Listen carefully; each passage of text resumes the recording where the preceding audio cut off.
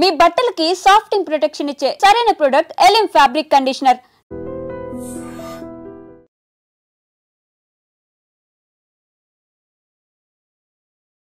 కేరళలో public awareness ఏ విధంగా ఉంటుంది అనుకో ఇంకొక ఎగ్జాంపుల్ అండి.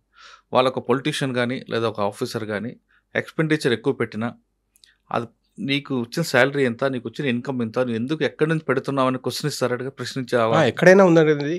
ఎందుకంటే ఒక పబ్లిక్ సర్వెంట్ అంటే, ఒక గవర్నమెంట్ సర్వెంట్ అంటే మీకు ఒక శాలరీ ఉంది, మీకు వేరే ఏమైనా ఇన్కమ్ మీ ఫ్యామిలీ ద్వారా కానీ మీ పాత ఆస్తులు కానీ అట్లాంటి వాటి నుంచి ఏమైనా రెంటల్ ఇన్కమ్స్ కానీ ఏమైనా ఉంటే మనం డిక్లేర్ చేయాలి. అయితే మన యాన్యువల్ ఇన్కమ్ ఎంత అనేది మన డిపార్ట్మెంట్కి తెలవాలి. తర్వాత లెక్క చూస్తే ఇది తేలాలి, కరెక్ట్గా కుదరాలి. అది సింపుల్, అది మ్యాటర్.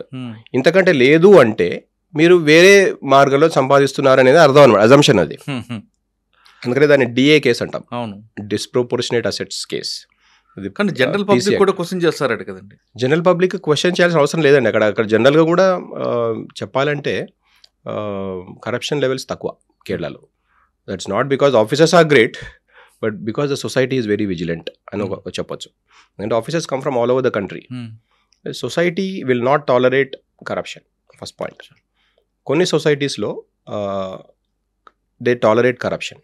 ఇండియాలో కానీ కొన్ని కంట్రీస్లో కానీ, యాక్చువల్గా నేను ఒక థీసిస్ చేశాను దీంట్లో, social acceptance of corruption in India అని. నేను కేంబ్రిడ్జ్లో నేను ఎంఫిల్ చేశానండి క్రిమినాలజీలో. దాంట్లో ఒక థీసిస్ చేశాను ఈ టాపిక్ మీద.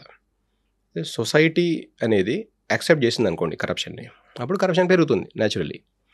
అదే యాక్సెప్టెన్స్ తక్కువ ఉందనుకోండి, కరప్షన్ తగ్గుతుంది. ఎందుకంటే రిపోర్ట్ చేస్తారు, కంప్లైంట్ చేస్తారు.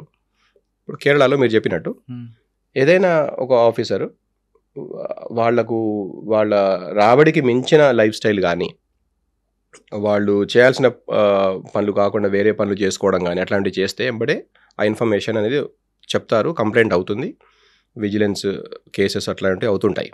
ఇక్కడ కూడా అవుతాయి అవి. కానీ కొన్ని స్టేట్లో కరప్షన్ అనేది ఇన్బిల్ట్ అయి ఉందండి. ఇన్బిల్ట్ అంటే ఇదేనండి, యాక్సెప్టెన్స్. ఫర్ ఎగ్జాంపుల్, మా వాడు మంచి పోస్ట్లో ఉన్నాడండి అంటే అర్థం ఏంటి, మన దగ్గర మంచి పోస్ట్లో డబ్బులు వస్తాయని కదా. అట్లాంటి ఒక అర్థం తీసే సొసైటీస్ కూడా ఉన్నాయి, అట్లాంటి గ్రూప్స్ కూడా ఉంటారు. అంటే మా వాడికి అంటే అది ఏ లెవెల్ పోస్ట్ అనేది కాదు, అక్కడ మంచి పోస్ట్ అంటే సేమ్ పోస్ట్ అయినా సరే ఒక దగ్గర పోస్ట్ మంచిదండి అంటే దాని అర్థం ఏంటి, అంతే కదా, అండర్స్టూడ్ కదా. అంటే సొసైటీ వాళ్ళ ఫ్యామిలీ కూడా ప్రౌడ్గా చెప్తుంది అంటే మా వాడికి ఇక్కడ పోస్టింగ్ వచ్చిందండి, ఆ పోస్టింగ్ కోసం మేము ఇంత ఇచ్చామండి అని మాట్లాడుకోవడం అనేది ఇప్పుడు ఉందో లేదో తెలియదు నాకు, కానీ అట్లా మాట్లాడుకునే వాళ్ళు ఉన్నారు కదా.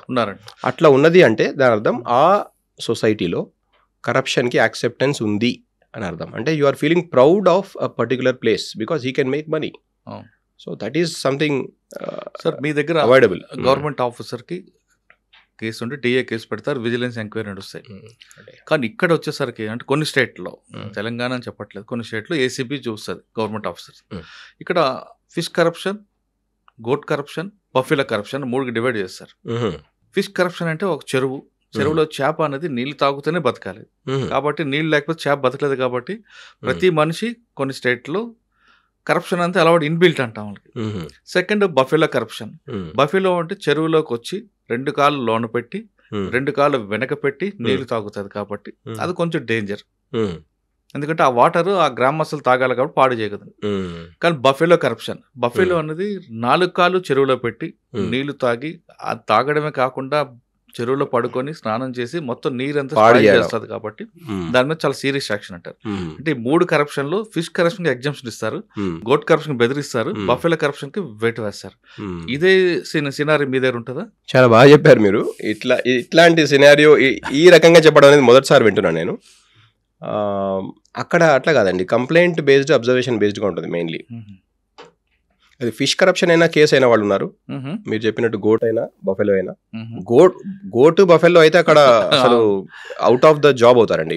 కూడా అంతేలేండి, అంతే కదా. గోట్ బఫెలో అయితే క్షమించరు. అయితే అక్కడ ఫిష్ కరప్షన్ కాకుండా కూడా మధ్య మధ్యలో సర్ప్రైజ్ చెక్స్, విజిలెన్స్ ఎంక్వైరీస్ చేస్తుంటారు. దానివల్ల ఆ లెవెల్ కూడా కొంచెం తక్కువే అని చెప్పాలి. లేదు అని చెప్పలేము, ఎందుకంటే there is no society fully free of corruption, but extent చాలా తక్కువ అక్కడ. బెదిరిస్తుంటారు because of the society. Society చాలా అలర్ట్ అండి. అలర్ట్ సొసైటీ కాబట్టి ఎక్కడైనా సరే సొసైటీ అలర్ట్ ఉంటే కరప్షన్ తగ్గిపోతుంది. మనం టాలరేట్ చేయకూడదు కరప్షన్. అక్కడ పబ్లిక్ బాగా 90% ఎడ్యుకేటెడ్ కదా. ఏదైనా డాక్యుమెంట్ కావాలి అంటే ఏముందిరా 500 ఇచ్చేస్తే తొందరగా వచ్చేస్తుంది అని అనుకోవడము, ఏముందిరా అనుకోవడం అనేది పెద్ద రోగం అండి. కానీ ఎందుకు ఇవ్వాలరా అంటే నేను ట్యాక్స్ కడుతున్నాను కదా, వాళ్ళకి జీతం వస్తుంది కదా, వాళ్ళ పనే అది కదా. అదే వేరే స్టేట్ లో ఎందుకు ఇచ్చిరా అంటాడు, మీ స్టేట్ లో మాత్రం ఎందుకు ఇవ్వాలి అని అడుగుతాడేమో. ఎందుకు ఇవ్వాలి కాదు, అట్లా అట్లా ఇస్తే అట్లా అడిగింది అంటే కంప్లైంట్ కేసే అది. అది 500 రూపాయలకి కూడా జాబ్ పోయిన కేసెస్ ఉన్నాయి బ్రైబ్ లో. సార్ కర్నూలు నుంచి ఫస్ట్ పోస్టింగ్ ఎక్కడ? ట్రైనింగ్ అయిపోయాక నేను చాలా బ్యూటిఫుల్ ప్లేస్ అండి అది, పాలకాడ్ డిస్ట్రిక్ట్ లో అట్టపాడి అని, కోయంబత్తూర్ బార్డర్ గా వస్తుంది. సైలెంట్ వ్యాలీ అని ఉంటాం కదా, ఆ ఏరియా అనమాట. సినిమా షూటింగ్ లో అవుతుంటాయి. చాలా బ్యూటిఫుల్ ప్లేస్, ట్రైబల్ ఏరియా అనమాట.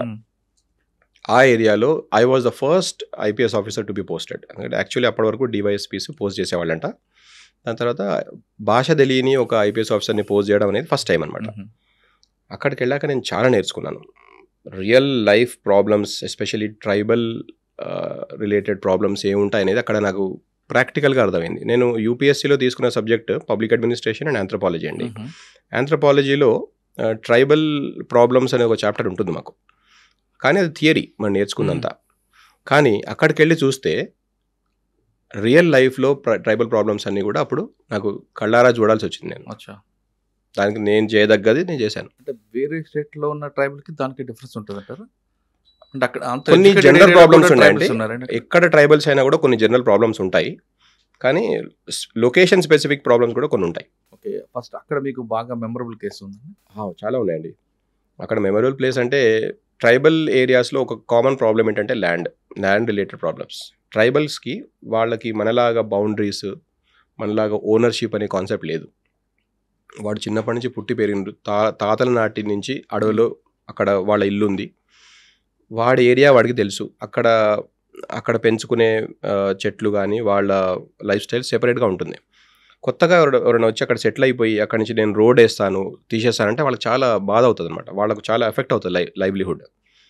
అట్లా అయినప్పుడు వాళ్ళకి ఎక్కడ కంప్లైంట్ చేయాలి అనేది అంటే పోలీసు న్యాచురల్లీ మా దగ్గరకు వచ్చినప్పుడు దాన్ని మేము అట్లా అంతా స్ట్రిక్ట్గా డీల్ చేయాలి. చేయకుంటే ఈ వీళ్ళ సైడ్ చూస్తున్నాం అనుకోండి, సెటిలర్స్ అంటే అక్యూజ్డ్ సైడ్ చూస్తే మాకు 100 ఇండ్లు ఉన్నాయండి, 100 ఇండ్లకి మాకు రోడ్డు లేదు అని వాళ్ళు అంటారు. మనం అయ్యో వాళ్ళకి ఇల్లు లేవు కదా అని మనం ఊరుకోవచ్చు. అదొక ఎథికల్ డైలమా యాక్చువల్లీ.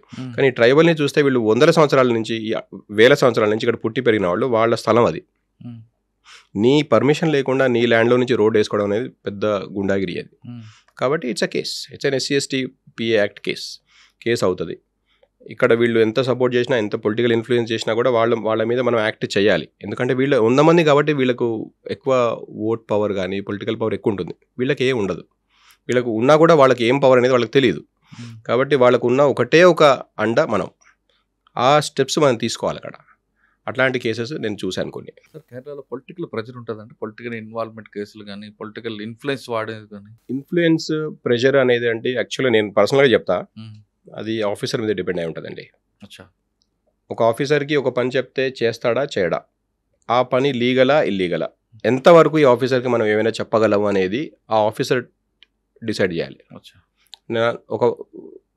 ఒక మనిషి అంటే అది ఏ లెవెల్ మనిషి అయినా సరే నాకు ఫోన్ చేసి మీరు చేయగలరా అని అడగాలంటే వాళ్ళు 10 సార్లు ఆలోచించాలి. అది మన రెప్యుటేషన్ మీద ఉంటుంది. ట్రాక్ రికార్డ్ ఉంటుందండి. అది ఆ ట్రాక్ రికార్డ్ ద్వారా ప్రెజర్ ఉంటుందా ఉండదా, ఇన్ఫ్లుయెన్స్ ఉండదా అనేది డిసైడ్ అయిపోతుంది. చేయడానికి కూడా చెప్పరు కొంతమందికి. వీళ్ళకి ఫోన్ చేస్తే పని కాదు అని అనుకున్నారు అనుకోండి, వాళ్ళు చేయరు. ఇంకోటి ఇది నేను చెప్పాలంటే వాళ్ళకే ఒక బాధ, నేను తప్పు చేస్తున్నా అన్న ఒక ఫీలింగ్ వాళ్ళకి వస్తుంది అనుకోండి, వాళ్ళు చేయరు.